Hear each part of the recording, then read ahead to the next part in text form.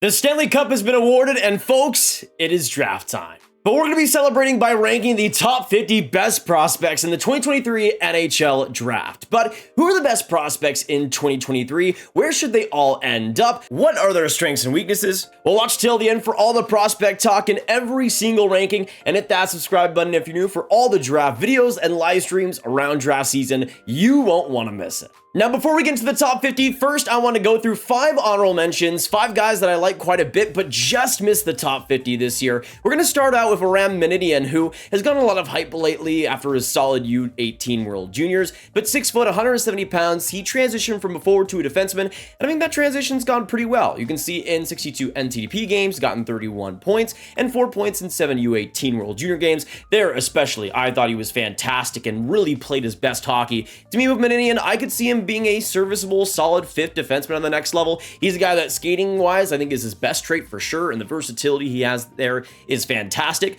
but I also don't think there's anything spectacular in his game which might hold back its potential just a bit. Then going on to number 54 though, I have Hoyt Stanley, another D-man, but to me, it's a much different story. There's some big potential here if you unlock it. 6'2", 196 pounds, and playing in the BCHL this year, going to Cornell next year. But this is a guy that has some great range, some really good skating for his side, and physically can have some fantastic moments. But to me, he'll either be a solid middle pairing guy or a player that just can't adapt to the pro game. I really don't see much of it in between. Then going on to 53 though, and a much safer player, I have Coulson Pitre of the Flint Firebirds. If he does make the NHL, it's going to be in a 4th or 3rd line center role. He's versatile, strong in his 200-foot game, but just doesn't have a lot of great pace or attack to him. I think that could help hold back especially the goals at the next level. But you can see just over a point per game in 59 OHL games this year. Maybe he's able to become a decent 3rd line, maybe amazing 4th line center on the next level, but that versatility I think could aid an NHL team someday. Next up, going on to number 52, a player that is kind of all over the place for me in Luca Cagnoni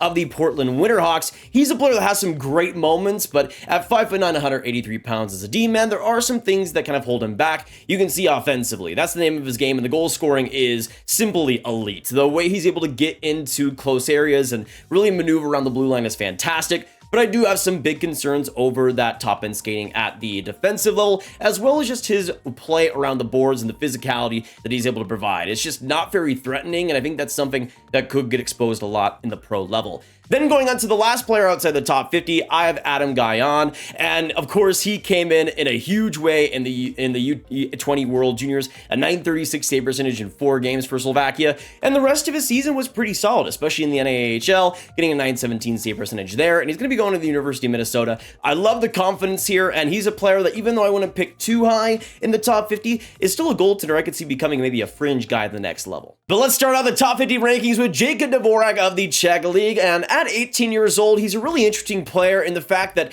I think he's one of the most boring players on this list, but that's, I think, a good thing for a player of his caliber. At 6'5", 209 pounds, when it comes to Dvorak, he's so good at getting in front of that, being physical, clearing attempts, being able to get in front of players' faces and really create havoc defensively. You can see in Czechia main league, he's gotten 2 points in 24 games. He's not going to be an amazing offensive guy for you, but as a 5th clearing physical D-man, I think that's what Dvorak could end up being. Next up, going on to number 49, another physical player here in Kasper Halttunen. Now, I'm a little bit lower on him than some, but I do still like some of the traits of Halttunen. The power forward game is obviously fantastic there, and his shot is brilliant. But to me, there might be some things that hold him back, mainly that pace of play, and also just putting that physicality in the right moments offensively. That can be something that I think can kind of go against Halttunen in some points. You can see in 27 Liga games, 1 point for 1 assist. I think there, he wasn't really all too great, but in U18 World Juniors, he was fantastic, and against his own peers, he's been brilliant. But I do think there might be a couple things that hold him back from being that top 6 power forward that some people see. Next up, going on to number 47, I have Caden Price of the Kelowna Rockets. He's still 17 years old, doesn't turn 18 until August, and to me, I think he's especially raw, and it makes sense that he is. He's got 40 points in 65 games, and I thought was pretty decent at the U18 World Juniors for Canada. He's a player that I think just has a lot of passiveness defensively, but is a fantastic skater and has a great mind on offense, and I think if you can use those traits well, he could be a guy that is a 5th, 4th power play quarterback, and I think Price could fit into a role there perfectly. Then going on to number 47 here, and this one's really quite weird to me, and that's Lukas Dragicevic. Now, we could talk about him for hours and hours and hours. This guy is just a wild player, one of the worst defensive players I've ever seen, but also is one of the best offensive minds. The problem is, and I think the problem that puts him outside the first round for me, is that skating. It's a little bit clunky, it's a little bit weird, and especially in a straight line, there's just not a lot there. You can see 75 points in 68 games in his draft year in the WHL. Those are insane numbers. I just think there might be a big boomer bust type of situation here where Dragicevic is either going to be a great middle pairing power play guy or nothing at all. Now, let's go on to the last player outside the top 45 in Carey Terrence, who is an interesting player. He started with Erie and then went to the NCDP, and in 7 U18 games, got 6 points with the US. And to me with Terrence, he's a really fascinating player. I think he's a player that can have troubles using his physicality well and putting it in a good spot, but I do think the skating and the electricity he has with puck is quite amazing, and he's a guy that I think could be a really solid, maybe third line center that pushes play well. Next up, going on to number 45, and a Swedish D-man in Theo Lindstein, who had a lot of hype a couple of years back, and it has slowed a little bit, I think, for a very good reason, but still, I could see him being a very solid 5th or 4th D, a defensive D, 6 foot, 181 pounds, and you can see he's played most of the season in the SHL, getting 2 points in 32 games, and was solid in the U18 World Juniors. I think there is some problems with his pace of play and the consistency in the offensive zone, but I do like his skating, and I do like how he defends, especially against the rush and around his own net. A solid defensive D that will likely be gone in the second round. Next up, going on to number 44, I have Buaki of the Barrie Colts, 6 foot, 170 pounds, and he's kind of a little bit the opposite of a player like Theo Lindstein. In 66 OHL games, he got 11 goals, 47 points, and was solid in the playoffs there. To me, when it comes to Aki, I love the decision-making he has passing-wise. I love how he's able to join up the rush offensively and really look like a forward out there sometimes for a lot of the best reasons. And there is some problems, I think, using his size defensively, but I don't think it's a massive concern. I could absolutely see Aki being a 5th or 4th D-man that's on a power play that is great transitionally at the NHL level. Now going on to number 43, I have Jaden Perron, who's going to be going to the University of North Dakota soon, but at age 18, he's 5'9", 165 pounds. In the USHL this year, he's been fantastic. In 61 games, has 72 points, and in the playoffs was a point per game there. To me, the biggest concern when it comes to Perron is just that physical size and the way he uses it. He can get beat a lot, especially defensively, and he's a guy that I just don't think has that great physicality to get around players at the NHL level. Now, obviously, there's a lot of room to grow, and I feel like with Perron, even though that game-breaking pace is there, and I think he has some great skill, I think he has to go to the right system to really work, but we'll see what happens. Next up at number 42, I'm going to go with Martin Misiak, who kind of reminds me a lot of Adam Sikora in last year's draft. A center at 6'2", 198 pounds. This year he's playing in Slovakia, he's playing the USHL, played in the U20 World Juniors. But to me, when it comes to Misiak, there's some great two-way game there. The awareness he has defensively is fantastic. And even though he's another player that I think has to use his size a little bit more defensively, he's a guy that I think has some great potential as a third-line center at the next level and would be another solid second-round pick for any team to make. Then going on to 41 here, I'm going to go with Denver Barkey of the London Knights. 5'9", 154 pounds. He's not the biggest player out there, and the size definitely does limit him, especially considering he is really competitive and really fierce on pucks, but that size can kind of hold him back a little bit. But he got 59 points in 61 games and 24 points in 20 OHL games. He was fantastic there, and I think that game-breaking skill and pace and that competitiveness could put Barkey over the top as maybe a third-line pace pusher. Now moving on to number 40, and we're going to go to the first of the Prince George Cougars boys. At number 40, I have Koen Ziemer, who at 18 is 6 foot, 194 pounds as a right winger. You can see what he's done in the WHL this year. Points-wise, fantastic. 41 goals and 89 points in 68 WHL regular season games, then 7 points in 10 playoff games. To me, of Ziemer, a lot of the concerns just kind of come with the potential of him. I think at the most he'll be a solid checking third line guy, but there's not really a lot in Ziemer's game that really pushes the boundaries for me, and that's why I have a little bit of trouble having him even higher than this. At number 39, though, I'm going to go with Swedish center Anton Wahlberg, who's, I guess, in a little bit of a similar situation, position, but at 6'3", 185 pounds, I think gets the edge physically and is a little bit younger, especially with a July birth date, still hasn't turned 18 years old. You can see this year he's playing the SHL, playing the Junior 20, he's playing the U18 World Juniors, and has been solid in everything. But I think as a solid physical, maybe third line center the next level, Wahlberg I think could absolutely be that and look pretty good doing it. Next, I'm moving on to number 38. I got Alex Chernik, who's been playing a lot in the Allsvenskan this year. 5'10", 179 pounds, and I love the versatility when it comes to him. You can see he's played a lot in the Allsvenskan this year, was solid in the U20 World Juniors for Slovakia. And to me with Chernik, there's a lot to like there. The versatility, the play on the puck, the way he's able to use his shot and get in the shooting lanes is really quite fascinating to watch. He's got good speed as well, and I think the skating ceiling is quite high too. There will be a lot that he needs to put on bulk-wise, and I think using his body physically, especially on the boards, will be a big improvement to make, but I do like him as a really solid off-puck and on-puck player on the third line in the NHL someday. Next up, going on to number 37, Oscar Fisker Mollegard, a Danish stud here, and I absolutely love him. At 6 foot, 163 pounds, he will need to fill out his frame a lot more at the next level, but to me, he just has a lot of great offensive, projectable traits. You can see he's played 41 SHL games, 7 points, and those amount of games aren't for an accident. He's a player that can play that pro level, and even though that maturity and that physicality isn't quite there, the brain and the vision and the passing ability he has is all at a great level, and to me, as an early second round pick, would be a wonderful pick for any team to make. Next up at number 36, this one's an interesting spot because this is a player that I've had some problems with over the course of this season. I have Riley Heidt. Now, the second Prince George Cougar player off the board here at 5'10", 181 pounds. My biggest problem with him is just the projectability. I still like the offensive game a lot. You can see 97 points in 68 WHL games this year, but 2 points in the U18s, and I thought some of the issues there were a little bit exposed. He's a player that can be a little bit too individual, can kind of have trouble getting pucks back, especially along the boards, and I think just isn't there physically for the pro level, and sometimes isn't even there in the U18 World Juniors. He's a player that will need to bulk up a lot and get a little bit more smart with his physical play before he has any success at the NHL level, in my opinion. Now for the players just outside our top 32 first round, starting us off at number 35, I have David Engstrom, who has a similar type of build as Anton Wahlberg, 6'3", 187 pounds, but to me, there's a little bit more projectability, especially offensively here. Now you can see in the SHL, in 11 games, got 4 points this year, and in the World Juniors, in 7 games, got 5 goals, 3 assists, 8 points. That's not by accident. He's great in front of the net and has a really good mind in terms of generating high offensive chances, but he's a player that also is a super smart player on the perimeter, super smart player in his own zone, and can really balance a neutral zone attack. He's a player that might need to also bring some more speed to his frame and some more quickness, but at the same time, Edstrom has a great brain, and I think the skills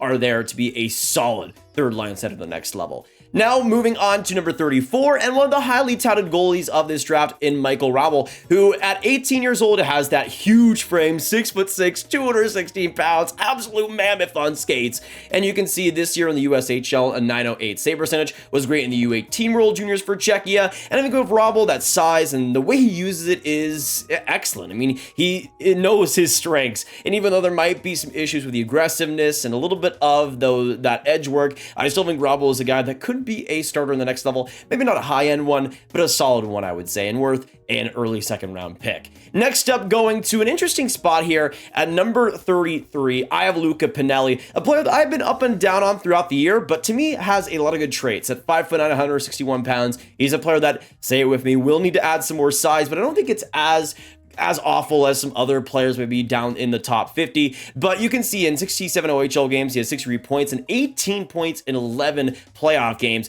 To me, the competitiveness, the small size, and the way he's able to get around players is really quite solid at his size, and I think he's a player that learns the game well, is always in a good position, and especially with that passing and skating combo, I think has a lot of potential. A little bit boomer bust, but I could see a situation where he's a solid second line center with that skating and that tool set backing him up. At number 32 here next, another player that is a highly touted goaltender, but not my number one ranked goaltender of this list, I gotta say. Coming in at number 32, I have Trey Augustine, who has been, I guess, the most consistent number 1 ranked goalie of the year. But you can see at 6'1", 179 pounds, not the craziest amount of size, but I'm not exactly going to discriminate against him for it. You can see this year in the USDP and the USHL, just solid stats all around. The U20 World Juniors weren't amazing, but he backed it up with a great U18s. He's going to be going to Michigan State University, and to me, there's nothing that's absolutely elite with Augustine's game, but it's a lot of consistent things. That rebound control, though, will need to be improved upon at the next level. Next up, we're going to go to the last player here outside the top 30. And next up, I have Tom Willander, who's honestly one of my favorite defensive prospects of this draft. 6'1", 179 pounds. You can see this year he's played some games, a couple games in the SHL, but mostly in the junior 20. But I thought he was really great there. And the U18 World Juniors was fantastic. 8 points in 7 games. And to me, I like the smarts that he has and the brain he has above all else. He's a player that really knows how to make a play in both ends of the ice. And the neutral zone attack ain't bad either. His skating is solid. And even though I think he might have some troubles along the walls and has some troubles, I think, especially in the offensive zone, getting into tight areas, he's a player that has the brain to get to that next level, and I think he will. But starting us off in the top 30, we're going to start here with Samuel Honzek at the Vancouver Giants at 6'4", 185 pounds. He's pretty giant himself. Anyways, going on to his stats, in 43 WHL games, he has 56 points. In the playoffs was a point per game. To me, when it comes to Honzek, there is a lot to like physically, and I think he's a really rugged player out there that knows exactly what to do physically, and especially along the boards. I think there is a lot of limits in his offensive skill set, but I think he could actually become a really solid physical middle six player at the next level. Now going on number 29, I have Tanner Molendyk of the Saskatoon Blades. He's a player that has just so much fluidity to his game. That's really the name of the game when it comes to him. He's a player that is so solid on his skates, and I think the passing game he has is really quite solid. He's a player in the offensive zone that can make a play when he's under pressure, and defensively, even though I think there are some holes, especially in the oppositional attack in the defensive zone, I do think Molendyk is a player that can get around pressure pretty well, and especially when he's going against forecheckers, can get out of his zone well, which I think is a really big thing at the next level. Now going on to number 28, we're going to go to a player that is really quite interesting in Matthew Wood. Playing for the University of Connecticut this year at 6'3", 190 pounds. You can see he's got 34 points in 35 games in the NCAA and 13 points in 7 U18 games. The problem to me is the skating is just so clunky, and it's just something where it's hard to project him on the next level because he does have a lot of talent offensively. The dekes he's able to make and the in-tight pressure and the way he's able to get past that is really quite great, but again, that skating makes it hard for me to really see him as much more than just a great third-line player or an okay second-line player, I would say. Then going on to our next pick here, though, and next I'm going to go to 27. I have Eduard Sale at 6'2", 174 pounds. He's a player that I do like a couple things about him. I do like his shot in tight, and I think he's a player that passing-wise, especially when he has an open lane, can make a play there. But there also is some projectable traits that I just don't quite see. He doesn't have a fantastic pace to his game, and I think especially getting out of his zone is a problem. Getting in positions to get out of his zone is a problem. There will be some things to tune up, but I still think he could be a solid third line, maybe second line player if you get the most out of him. Then going on here to number 26, I'm going to go with Charlie Stramel, playing for the University of Wisconsin this past year. 6'3", 216 pounds. To me, he's one of the best puck protection players of this draft. Can use his body exceptionally well in that department and can skate solidly. Nothing that's amazing, but he's really fluid on his skates, doesn't get knocked down easily at all. He's a pro player, even if I don't think the amazing skill is quite there. Now moving on to number 25, and this might be my hottest take, the best goaltender in the 2023 NHL draft. I have Jacob Fowler, who's going to Boston College this next year, 6'2", 201 pounds. To me, he's been quietly one of the best goalies of this draft, and leading up to me, he's just become the best. 40 games in the USHL this year for Youngstown, 921 save percentage. In the playoffs, got a 952 save percentage in 9 games and an 8-1-0 record. Just absolutely phenomenal. To me, the patience, the quickness in his skates, and the way he's able to read shots is just amazing. And he's a player that just has so much maturity in so many ways that, to me, I just love the consistency. And even though he's not huge, I mean, 6'2" is still pretty solid, he's a player that uses every single inch perfectly. And I think that size isn't going to be a problem at the next level at all. Next up, though, we're going to go to number 24, and with this pick, I have Calum Ritchie. 18 years old, 6'2", 187 pounds. Did get a lot better as the year went by, but it was a horrible start for him. He still would get a point per game in the OHL this year with 59 points, and would just get over a point per game with 6 points in 5 playoff games, and was solid in the U18 World Juniors for Canada. And to me, the fluidity with his skating is solid. He's going to be a player that pushes pace pretty well. I just have some concerns physically in the way he's able to use it, the consistency there at least, but he does have a lot of competitiveness, and I do think the way he plays is the right way. He's really smart, and I think that will let him get to a pretty solid level. Maybe not the best second line center, but I could see him in a situation where he is able to get that spot and tread water well. Now going on to number 23. Next up, I got Grayson Sachin of the Seattle Thunderbirds. Just an absolute dog and works for every single thing he gets. At 5'11", 165 pounds, you can see in the WHL a point per game there, 58 points in 58 games, and the playoffs, 11 points in 17 games. And to me with Sachin, I just like a lot of it. To me, he's a pretty pro player, and even though there's not groundbreaking skill there, to me, he's a guy that has great competitiveness, solid skating, and always knows where to be. And to me, he's a player that I would love on just a third, second line on a playoff caliber team, because I think he's a player that could rise up to that and really do well in a great situation there. But going on to number 22, I have Brayden Yager of the Moose Jaw Warriors, 6 foot, 165 pounds. I'm a little bit lower on him than most, but to me with Yager, there's still a lot to like. I do love his shot, and the playmaking ability has gotten a lot more consistent this year. As you can see, 78 points in 67 games and 16 points in 10 playoff games. To me, he's going to be just a solid middle six center, but I do have concerns over whether there's going to be an amazing top level player there. I don't quite see it. But now moving on to number 21, a player that just has so much potential to me is Daniel Boots. And he's 6'5", 203 pounds, just an actual truck out there. And skating is a little bit of a concern. I think that top end skating won't quite be there, which will limit him a little bit. But I think as like a second line, kind of Valerina Chushkin type of player, I could see Butte getting that level. He's been solid in the MHL this year, is hopefully going to be in a big role in the KHL next season.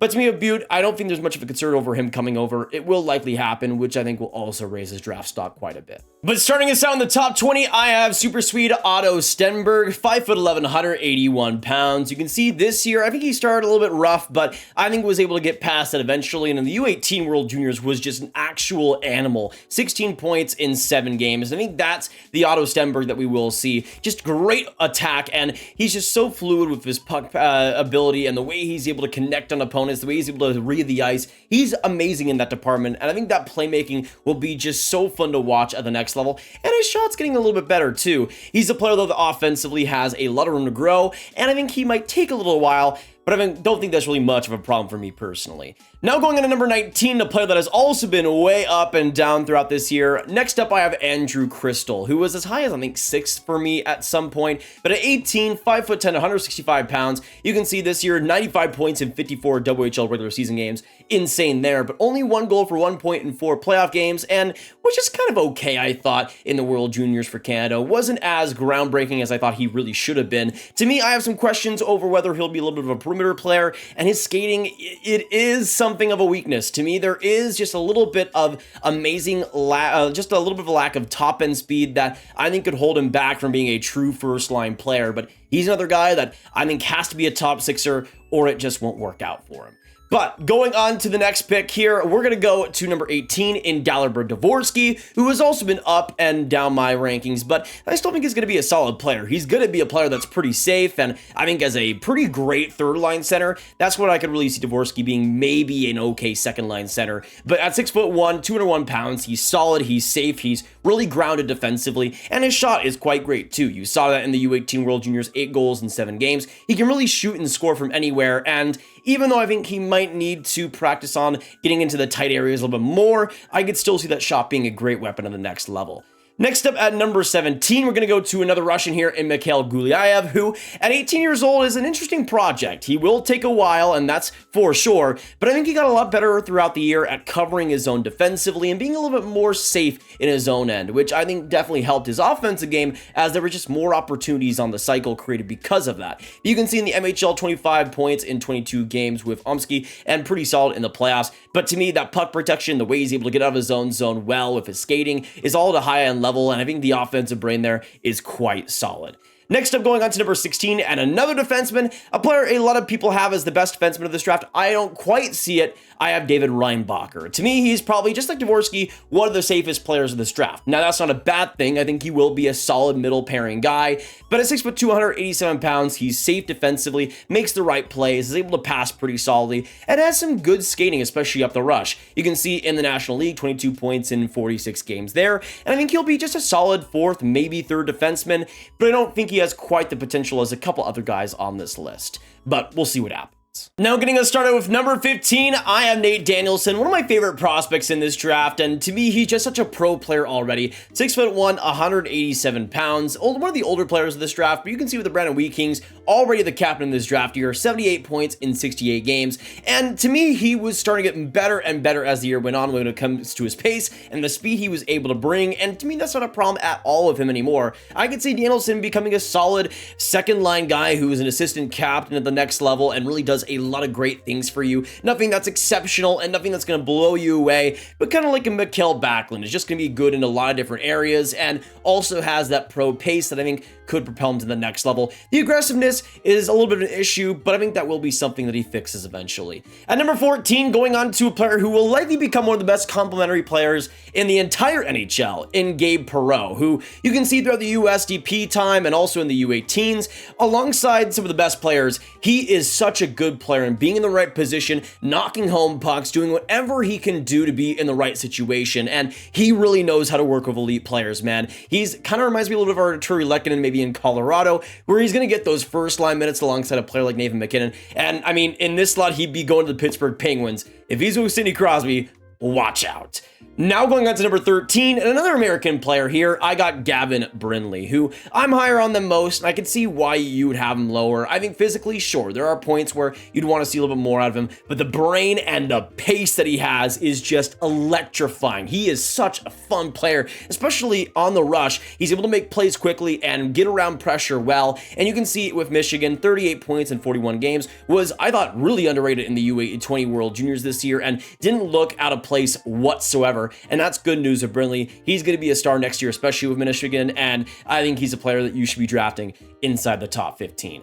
Now going on to number 12 here, though, I have Colby Barlow of the Owen Sound Attack, a player that I've definitely warmed up on a lot, especially over the last couple months, watching him more and more and trying to get the gist on him. At 6'1", 187 pounds, sure, the top-end skating isn't amazing, but I don't think it's something that will really hold him back. As a left winger, you can see this year, 46 goals, 79 points in 59 regular season games, and to me, the way he's able to get around the net, the way he's able to see his opponents and see everybody around the ice, especially in the offensive zone, is amazing. And even though I think he'll be more of a great power play player rather than a fantastic play driver, if he's in the right situation, I could see him being a solid power forward who brings some great finishing at the next level, and that's not a bad thing whatsoever. Now going on to number 11, and a player that I just continue to love so much, and honestly might be one of my favorite prospects in the draft, is Quentin Musty. With the Sudbury Wolves, 6'2", 190 pounds, still hasn't turned 18 yet, but just has so much potential. You can see in 53 OHL games, got 26 goals, 78 points there, and to me, as this great second-line power forward, I just see Musty becoming that in so many ways. The way he's able to use his skating, the way he's able to push off of players, fake them around, be able to get around the pressure, work well off the boards, get pucks back. He's such a consistent player, and a lot of traits that I think will translate to the NHL, even though I don't think he'll be a first-line guy. As a really solid second-line play pusher who can bring some great size, Musty is going to be so much fun to watch. But now getting us started inside the top 10, we're going to be starting here with Swedish D-man Axel Sandin Pellikka, 5'11", 181 pounds, just has so much great play, fluidity, and puck protection to him. Reminds me a little bit of Quinn Hughes, though maybe not as elite offensively, but to me, you can see he's played a lot in the SHL, a lot in the Junior 20, was, I think, a fantastic in the U18 World Juniors, and I think really solid in the U20 World Juniors as well. When it comes to Sandin Pellikka, he's a guy that can use the puck well, knows how to read the ice, in the neutral zone is a great passer, can start rush as well, but the physicality, especially defending the rush, is a huge problem, and that will need to be fixed up if he's going to be a top 4, top 2 guy at the next level. But going on to, in my opinion, the best defenseman just narrowly in this draft, I have Russian Dmitry Simashev. At 18 years old, potential is the name of the game here. 6'4", 201 pounds, and for a 6'4", 200 giant, he is an amazing skater. So fluid, so concise, and he's so good in that department that it just brings so much to the game. Defensively, he's really smart and really consistent there, and to me, even though there are some things to improve, especially with his stick work, there is so much potential there, as well as offensively. His shot's getting better, his passing got better a lot throughout the season, and to me, Simashev is a guy that maybe could cap out as just a defensive guy on a middle pairing, but if it really pans out, could be one of the best shutdown as well as shooting D in this class. We'll see what happens, but Simashev has a lot of potential there. Another player that has a lot of potential as well at number 8 is Oliver Moore, 5'11", 176 pounds. Reminds me a little bit of Frank Nazar in last year's draft. You can see just solid points overall, 9 points in 7 games. Nothing up to that top level of the US, but at the same time also got a little bit less minutes and just a little bit more less responsibility there, I would say. But still, I would say the puck protection is fantastic, the brain on him is great, and the skating ability is brilliant. He's a player that I think will be great in the NCAA and will still be deserving of a top 10 pick. Next up, though, going on to number 7, another USDP boy in Ryan Leonard. As a center, 5'11", 181 pounds, another player that's been just rising over so many different people's lists all throughout the year for a good reason. Just unreal point numbers in the USDP, as well as the U18 World Juniors, where he got the golden goal, was brilliant there. To me, the physicality, the pro level, the straight line speed, the way he's able to use the neutral zone to his advantage, work around opponents is great. 5'11", it kind of goes against him a little bit with how physical he is, but I do think he will make it work at the next level and be a great top 6 centerman. Now, speaking of great top 6 centerman, next up at number 6, I have another USDP kid in Will Smith, 6 foot, 172 pounds. You can see just what he did throughout the year, 127 points in 60 NCDP games, and then 20 points in 7 U18 games. Just insane. The brain on him and the creativity that he has is unparalleled. To me, one of the most exciting and electric players of this draft, and even though there might be a little bit of concerns when it comes to the pace, as a center, I don't think that will be much of a problem for him. And I think defensively, there's also some growing pains that will have to happen, but he's going to be great.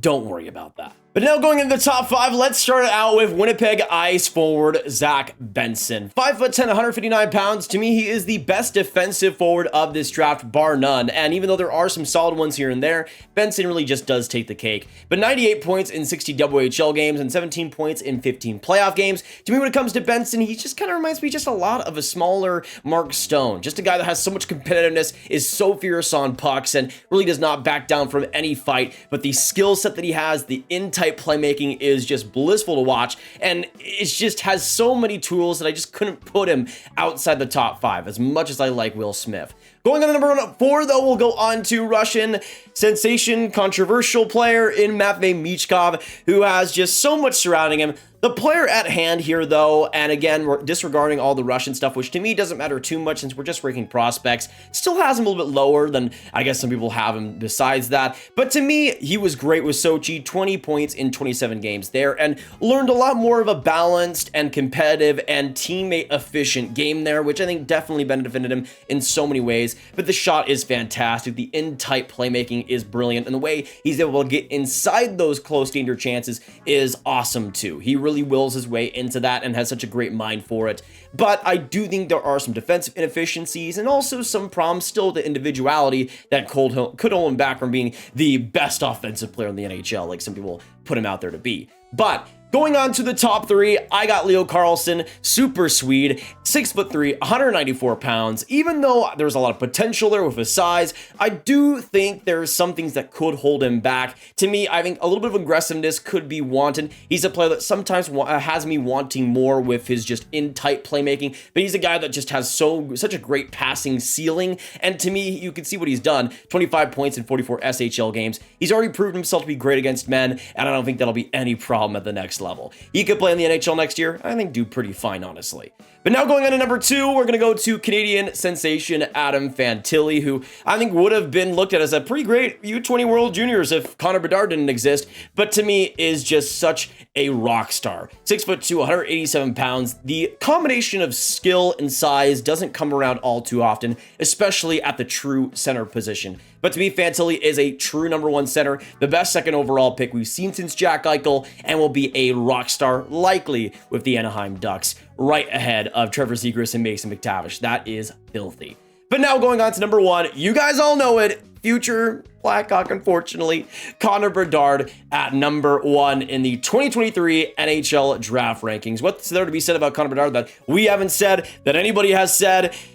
He's going to be a rock star. He is a generational talent. One of the best shots we've ever seen. One of the best competitiveness we've ever seen. The way he's able to will his way around the ice, use his dekes, the skill he has is monstrous. He's a player that is going to be one of the best players in the NHL, if not the best player in the NHL at a certain point.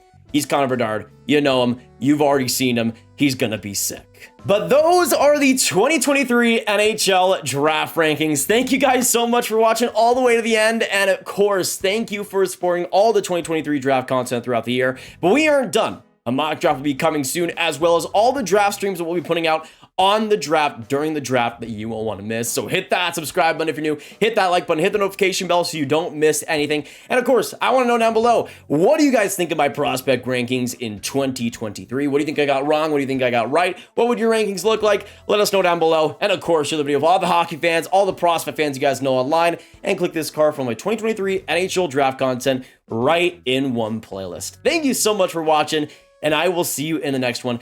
Drink some water, and I'll see ya. Goodbye.